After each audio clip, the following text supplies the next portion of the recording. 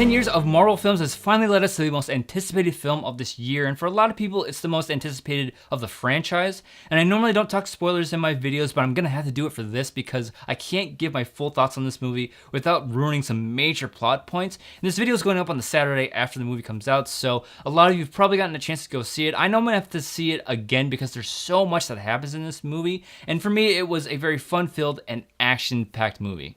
The movie's broken up into 4 different narratives. With it come different mashups of heroes, and each storyline really can be its own movie because, again, so much happens in this film. There's a storyline with Iron Man, Doctor Strange, Spider-Man, and the Guardians of the Galaxy, and made for some really fun moments when the egos of Stark, Quill, and Strange start to collide. You also have the storyline with Rocket and Groot tagging along with Thor as he goes off to forge a new weapon to fight Thanos, the Stormbreaker. I found this storyline to be really interesting because you get to see Thor deal with all the losses that he suffered throughout his entire filmography. And the joke with Thor calling Rocket a rabbit got me every single time. It was just so funny. And then of course you also have the storyline with Captain America teaming up with the remaining characters in the movie back on Earth. This is my least interesting storyline because it's basically them trying to figure out a way to remove the Infinity Stone out of the Vision's head and basically stalling time by finding a bunch of creatures that come to Earth.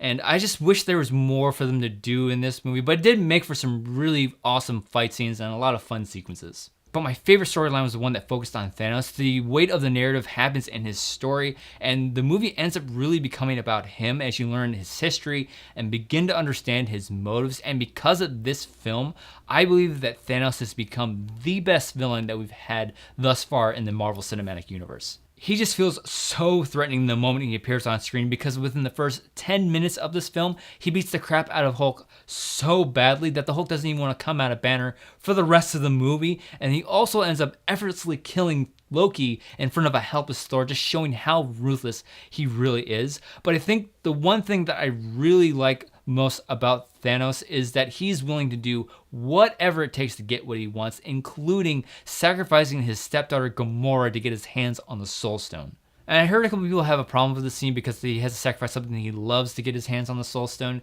But I bought into his love for Gamora because of the flashbacks they set up near the beginning of the film, and then a couple of things that they end up paying off near the end of the film. So I totally bought into the fact that he actually did love Gamora.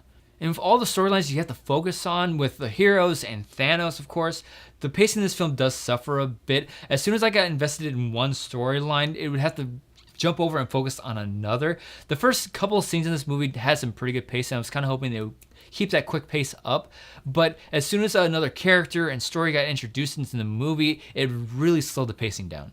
But I have to give the Russo brothers all the credit in the world because they had such a monumental task of handling all these characters within a 2.5-hour movie. And what this film does for me, at least, is it gets me really excited for Avengers 4 because we'll be able to focus in on the core members of the Avengers. Because, again, spoiler alert, Thanos does get all the Infinity Stones, ends up snapping his fingers, and everybody but the original members end up disappearing from existence.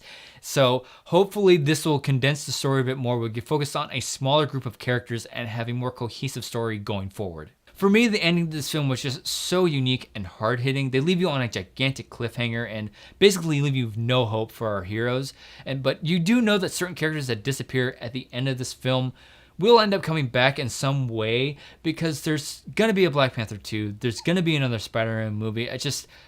We have no idea what direction we're going to go to bring them back. My guess is that it has something to do with the Time Stone or Doctor Strange and alternate realities, but we're just going to have to wait and see for the next movie, and I can't be more excited for the next one to come out. So in the end, I'm going to have to see this movie again. There's just so much that gets thrown at you in this film. I do have a few issues with the pacing, but seeing all these characters come together in one movie was just so awesome to see, and Thanos completely delivers as the villain. So I'm giving Avengers Infinity War 4 out of 5 stars. So now it's your turn. If you saw Avengers Infinity War, let me know what you thought of it in the comment section below. If you enjoyed this review, be sure to like and share it, and stay up to date on all the videos going up on this channel. Give the subscribe button a click. Thanks as always for watching, and I'll see you in the next video.